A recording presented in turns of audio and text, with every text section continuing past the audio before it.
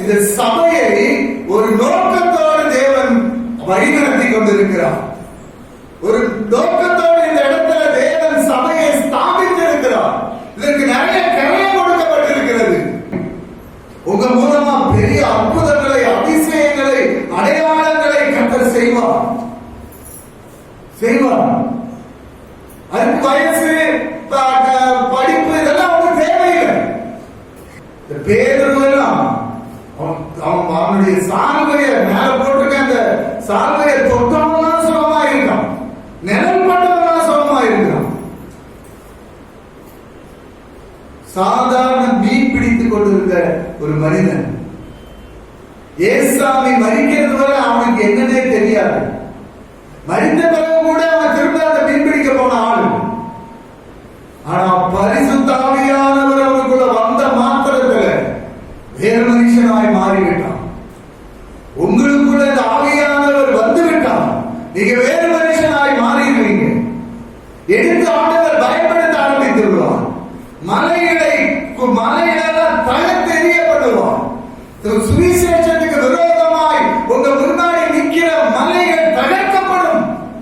பெரிய பருவதமே நீ எம்மாத்திரம், செருபாபேலுக்கு முன்பாக நீ சமபூமியால். யார் இந்த செருபாபேல்? ஆலயத்தை கட்டி எழுப்பணும். தேவனுடைய ராஜ்யத்தை கட்டி எழுப்ப தெரிந்து கொள்ளப்பட்ட ஒருவன். தேவனுடைய ராஜ்யத்தை கட்டி எழுப்ப தெரிந்து கொள்ளப்பட்டவர்கள் நீங்கள். உங்களுக்கு முன்பாக நிற்கிற பெரிய பர்வதம் அது சமபூமியாய் மாறிவிடும். பலத்தினால் அல்ல, பராக்கிரமத்தினால் அல்ல, பரிசுத்த ஆவியானவரால் அது நடக்கும். இங்க சொல்றாரு பாருங்க, அடுத்த வசனத்தை வாசிங்க சிஸ்டர். இதோ போரடிக்கிறதற்கு நான் உன்னை புதிதும் கூர்மையுமான பற்களுள்ள இயந்திரமாக்குவேன். நீ மலைகளை மிதித்து நொறுக்கி குன்றுகளை பதிலுக்கு ஒப்பாக்குவாய்.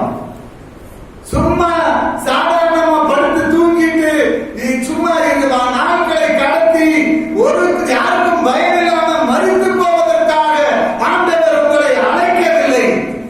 ஒரு நோக்கம் அவருக்கு இருக்குது. என்ன நோக்கம்? போரடிப்பதற்கு நான் உன்னை புதிதும் கூர்மையுமான பற்களோட இயந்திரமாக உன்னை மாற்றுவான். நல்ல ஜனங்கள் மத்தியில போய் தேவனுடைய சுவிசேஷ சொல்லக்கூடிய ஒரு கருவியாய், ஒரு போரடிக்கிற ஒரு நல்ல கூர்மையான ஆயுதமாய் உங்களை ஷேப்பாக்கி அவர் எடுத்து பயன்படுத்துவார். எவ்வளவு நல்ல தேவன் பாருங்க. அடுத்து சொல்றாரு பாருங்க, நீ மலைகளை மிதித்து நொறுக்கி குன்றுகளை பதிலுக்கோப்பாக்குவாய். மலை மாதிரி வந்த பர்வதை எல்லாம் மிதிச்சு நீ நடந்து போக அது ஒண்ணு பண்ணாது அப்படிங்கிறார். சகரியா தீர்க்கதரிசி சொன்னதை யார் சொல்றாங்க? ஏசாயா தீர்க்கதரிசி அதை உறுதிப்படுத்துகிறார். உங்களை அவர் உபயோகப்படுத்தி மலைகளை எல்லாம் குன்றுகளை எல்லாம் மிதித்து நிரப்பாக்கி உங்களை அவர் பயன்படுத்துவார். வல்லமை உங்களுக்குள்ள வரும். யாரும் பக்கத்தில் நெருங்கவே முடியாது. அப்போஸ்தலனாகிய பவுல் ஆண்டவர் சொல்கிறார், நீ ராஜனுக்கு முன்பாக நிக்கணும். இந்த கப்பலெல்லாம் சேதமெல்லாம் உன்னை ஒண்ணும் பண்ண முடியாது. நீ ராஜனுக்கு முன்பாக நிற்பாய் அப்படிங்கிறார். கரெக்டா போய் கப்பல் உடஞ்சிச்சு, ஒண்ணும் அவனை பண்ண முடியல. பாம்பு கடிச்சிக்க ஒண்ணும் ஆகல. அன்புட்டு கூட அவ்வளவு பேர் வரானவர், யாரும் அவனை ஒண்ணும் பண்ண முடியல.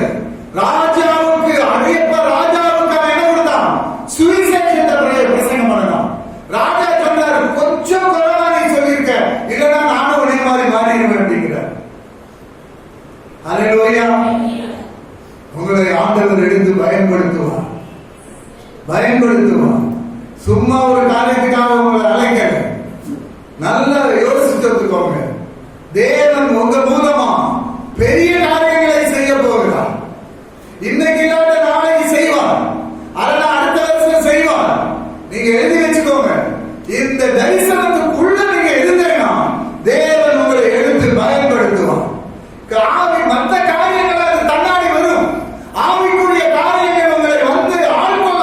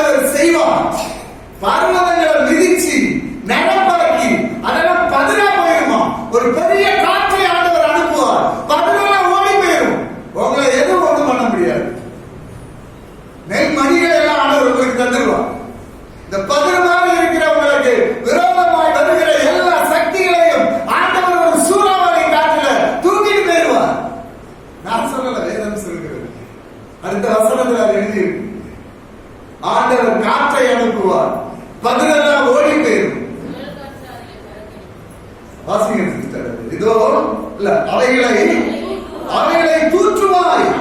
அப்பொழுது காற்று அவைகளை கொண்டு போய் சுழல் காற்று அவைகளை பறக்கடிக்கும். நீயோ கர்த்தருக்குள்ளே கலிகூர்ந்து இஸ்ரவேலின் பரிசுத்தருக்குள்ளே மேன்மை பாராட்டிக் கொண்டிருப்பாய். பாருங்க, எல்லா எதிர்ப்புகள், எதிராளிகள் எல்லாம் பதில மாதிரி ஆண்டவர் பறக்கடித்து கொண்டு போயிருவார். நீங்க எப்படி இருப்பீங்க? கர்த்தருக்குள் மகிழ்ந்து கலிகூர்ந்து அவரை மேன்மை பாராட்டிக் கொண்டிருப்பீர்கள். எவ்வளவு பெரிய பாக்கியம்! இந்த காலவேளையில உங்களுக்கு ஆண்டவர் சொல்லுகிறார், தரிசனம் இல்லைன்னா நினைக்காதுங்க. தரிசனம் இதுதான், தரிசனம் இதுதான், சபைக்கு தரிசனமே இதுதான். என்ன தரிசனம் சொல்றாங்க? நீங்க வாங்க, மத்தேயு 28வது அதிகாரத்தை எடுங்க. பாருங்க, 18வது வசனத்தில் இதுதான் சபைக்கு தரிசனம். ஆண்டவர் சொல்லுகிறார், கூப்பிடுறாரு. எப்படி பேசுறாரு பாருங்க. செய்யலாம், செய்யக்கூடாது, வேணும்னா செய்யலாம், இல்லைன்னா செய்யாம இருக்கலாம், அப்படியெல்லாம் சொல்லல. கட்டளை மாதிரி கொடுத்திருக்கிறார். கமாண்ட் பண்ற. என்ன கமாண்ட் பண்றான்னு பாருங்க. இயேசு சமீபத்தில் வந்து அவர்களை நோக்கி, வானத்திலும் பூமியிலும் சகல அதிகாரங்களும் எனக்கு கொடுக்கப்பட்டிருக்கிறது. அப்படின்னா எனக்கு எல்லா அதிகாரமும் வந்துருச்சு. வானத்துக்கு பூமிக்கும் சகல அதிகாரம் படைத்த தேவன் அவர். இப்போ அவர் எல்லா நாமத்துக்கும் மேலான நாமத்தை ஆண்டவர் அவருக்கு கொடுத்திருக்கிறார். எல்லாருடைய முழங்கால்களும் அந்த நாமத்துக்கு முன்பாக முடங்கும். எல்லாருடைய நாமம் இயேசுவே ஆண்டவர் என்று அந்த நாமத்துக்கு முன்பாக அறிக்கை பண்ணும். அந்த நாமத்தை எனக்கு ஆண்டவர் கொடுத்திருக்கிறார். என் நாமம் தரிக்கப்பட்ட என்னுடைய சனங்களை திங்கிறார் சொல்றார். சொல்லிட்டு, ஆகையால் நீங்க புறப்பட்டு போகணுங்கிறார். எப்ப முடியுமோ அப்ப போங்கன்னு சொல்லல. உங்களுக்கு முடிஞ்சுச்சுன்னா போங்கன்னு சொல்லல. கண்டிப்பா போய் என்ன பண்ணணும்னு சொல்லிருக்காரு. ஒரே அதை பாத்தீங்கன்னா புல் ஸ்டாப்பே இருக்காது, அப்படியே போய்கிட்டே இருக்கும். ஆகையால் நீங்க புறப்பட்டு போய் சகல ஜாதிகளும் சீசர் ஆக்கி, பிதா குமாரன் பரிசுத்த ஆவியின் நாமத்தினாலே அவர்களுக்கு ஞானஸ்தானம் கொடுத்து, நான் உங்களுக்கு கட்டளையிட்டதையும் அவர்கள் கை கொள்ளும்படி அவர்களுக்கு உபதேசம் பண்ணுங்கள். நம்ம இதை செய்தோமா? எல்லாருக்கும் சொல்லப்பட்டது. ஆண்டவர் சொல்றாரு, புறப்பட்டு போங்கிறார். போய் என்ன பண்ணணும்? உலகத்தில் இருக்கிற எல்லாரையும் நீ சீசர் ஆக்கணுங்கிறார். பிதா குமாரன் பரிசுத்த ஆவியானவரால் நீங்க என்ன பண்ணணும்? ஞானஸ்தானம் கொடுங்க அப்படிங்கிறார். உலகத்தின் முடிவு பரியந்தம் சதா காலங்களில் நான் எப்படி இருக்கிறேன்? உன் கூடவே இருக்கிறேன் அப்படிங்கிறார். நீங்க யாரு? உங்களை ஒரு நோக்கத்தோட ஆண்டவர் அழைத்து இருக்கிறார். நீங்கள் உலகத்துக்கு வெளிச்சமாக இருக்கிறீர்கள். உலகத்துக்கு நான் வெளிச்சமா மாறணும். அப்பா, என் மூலம் மற்றவங்களுக்கு வெளிச்சம் கிடைக்கணும். இந்த வெளிச்சம்னா, இப்ப வீட்டுக்குள்ள இந்த சபையில நம்ம வாரம் நைட்ல இருட்டா இருக்குது, சுவிட்ச போட்ட வந்து வெளிச்சம் வந்துருக்கு, ஒரு பிரகாசம், எல்லாரையும் பார்க்க முடியுது, சந்தோஷமா இருக்கிறோம். அதே மாதிரி என்னைய மற்றவங்க நான் பேசும்போது என் மூலமா அவனுக்கு என்ன வரணும்? ஒரு வெளிச்சம் வர வேண்டும். எனக்குள்ள கிறிஸ்து இருக்கிறானா, எனக்குள்ள ஜீவன் இருக்கிறது. ஒரு ஜீவ ஊற்றி என்னிலிருந்து புறப்பட்டு அவனுக்குள்ளே போகணும். ஜீவ ஊற்றாய் நான் மாறணும் சொல்றாரு. பாருங்க, மலையின் மேல இருக்கிற பட்டணம் மாதிரி நீங்க இருக்கிறீங்க. மலையின் மேல ஒரு பட்டணம் இருந்துச்சுன்னா இங்க இருந்து பார்க்கணும், அந்த பட்டணத்து பேரை சொல்லி இதுதான் இந்த பட்டணம்னு சொல்லுவோம். உங்களை நீங்க இந்த ஊர்ல இருக்கிறீங்கன்னா, இந்த ஆளுகிட்ட போனீங்கன்னா உங்களுக்கு சுகமாயிடும். இந்த ஆளுகிட்ட போய் ஜெபம் பண்ணீங்கன்னா உங்களுக்கு ஒரு விடுதலை வரும். இந்த இடத்துக்கு போங்க, அவங்க நற்கிரியைகளை செய்வாங்க சொல்லணும். 4 பேர் சோதனையா ஓடி வந்து உங்கள்கிட்ட ஜெபிக்க வரணும். உங்கள்கிட்ட அந்த ஆவி இருக்கணும். பரிசுத்த ஆவியானவருடைய ஒரு கிருபை, ஒரு ஆளுகை, ஒரு அபிஷேகம் உங்க மேல தங்கி இருக்கணும். மலையின் மேல் இருக்கிற பட்டணத்தை மாதிரி வெளிச்சமாக இருக்கும்படி ஆண்டவர் உங்களை தெரிந்தெடுத்திருக்கிறார். எனக்கு எனக்கு நோக்கம் ஆண்டவரே, எனக்கு நோக்கமே எனக்கு தெரியலையே, என்ன சித்தத்துக்காக என்னைய தெரிந்து கொண்டேன்னா ஆண்டவர் சொல்றார், உன்னை இந்த உலகத்துக்கு வெளிச்சமா இருக்க நான் உன்னைய தெரிஞ்சிருக்கேன் அப்படிங்கிறார். அல்லேலூயா. என்னை இந்த உலகத்துக்கு வெளிச்சமா என்ன மாற்றுங்க ஆண்டவரே. ஆண்டவரே என்னை மாற்றுங்க ஆண்டவரே. என்ற குறைவு இருக்கு கர்த்தாவே. ஆனா நீர் குறைவை நிறைவாக்குகிற தேவன். நீர் என்னை என் குறைவுகள் எல்லாம் நிறைவாக்கி என்னை மன்னித்து மறுரூபப்படுத்தி இந்த உலகத்துக்கு என் வெளிச்சமாய் மாற்றும் ஆண்டவரே. மாற்றும் ஆண்டவரே. சொல்றாரு பாருங்க, அடுத்து சொல்றாரு பாருங்க. நீங்கள் இந்த விளக்கை கொளுத்தி மரக்கால்களால் மூடி வைக்காமல் எங்க வைப்பாங்களாம்? விளக்கு தட்டின் மேல் வைப்பார்கள். அப்பொழுது அது வீட்டில் உள்ள யாவருக்கும் வெளிச்சமாய் இருக்கும். இப்ப நான் யோசிக்கணும், ஆண்டவரே நான் ஒரு கிறிஸ்தவனா இருக்கிறேன், எனக்குள்ள பரிசுத்த ஆவியானவரை கொடுத்திருக்கிறீர், நான் ரட்சிக்கப்பட்டிருக்கிறேன், ஞானஸ்தானம் பெற்றிருக்கிறேன்.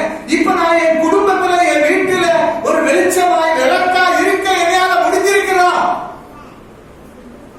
நான் மற்றவனுக்கு விட்டுருங்க. இப்ப நான் என் வீட்டுக்குள்ளேயே நான் வீட்டுக்கு வெளிச்சமாய் வீட்டில் உள்ளவங்களுக்கு நன்மை செய்கிற ஒரு ஆளாய் ஆண்டவரே நீர் என்னை மாற்ற ஆண்டவரே. ஜெபிக்கணும். என் குடும்பத்துக்கு நான் வெளிச்சமா இருக்கணும். சும்மா வார்த்தையை கேட்டேன், இந்த காலத்துல கேட்டு இந்த காலத்துல விட்டுட்டேன், அர்த்தமே இல்லை. ஒரு மணி நேரம் பிரசங்கம் பண்ணி வேஸ்ட். வாழ்க்கையில ஒரு மாற்றம் வரணும். வாழ்க்கை மாறணும். என் வாழ்க்கை மாறிச்சுன்னா என் பிள்ளைகள் வாழ்க்கை மாறிடும். என் குடும்பம் மாறிச்சுன்னா பக்கத்து வீட்டுக்காரனுக்கு நான் சாட்சியா மாறிடுவேன். அதான் அடுத்த வசனம். நீங்க ஒண்ணுமே சொல்ல வேண்டாமா? உங்க நற்கிரியைகளை பார்த்து பக்கத்தில் இருக்கவங்க கர்த்தரை மகிமைப்படுத்துவாங்களாம். அல்லேலூயா. நீங்க சுவிசேஷம் சொல்ல வேண்டாம், சொன்னாதான் உங்களை சண்டைக்கு வராங்க. நீங்க நற்கிரியைகளை செய்யுங்க. அதை பார்த்து அந்த மனிதர்கள் என்ன பண்ணுவாங்களாம்? கர்த்தரை மகிமைப்படுத்துவாங்களாம். அப்படி படுத்தும்படியாக உங்கள் வெளிச்சம் மற்றவர்கள் முன்பாக பிரகாசிக்க கடவுது. அல்லேலூயா. ஆண்டவரே மற்றவங்க முன்னாடி என்ன பிரகாசிக்க பண்ணுங்க ஆண்டவரே. மற்றவங்களுக்கு வெளிச்சமா என்ன மாற்றுங்க ஆண்டவரே. மற்றவங்களுக்கு நற்கிரியை செய்கிற ஒரு ஆளா என்னை மாற்றுங்க ஆண்டவரே. என்னால முடியாதுதான். அதுதான் முதல்ல அந்த வசனத்தை நான் வாசிச்சேன். என்ன வசனம்? பலத்தினாலும் அல்ல, பராக்கிரமத்தினாலும் அல்ல, ஆனா கர்த்தரால் கூடும். என்னால என்ன முடியாதுப்பா, ஆனா அவரால் முடியும். அதற்குண்டான ஞானத்தையும் அறிவையும் எழுத்தையும் தேவன் எனக்கு தருவார்.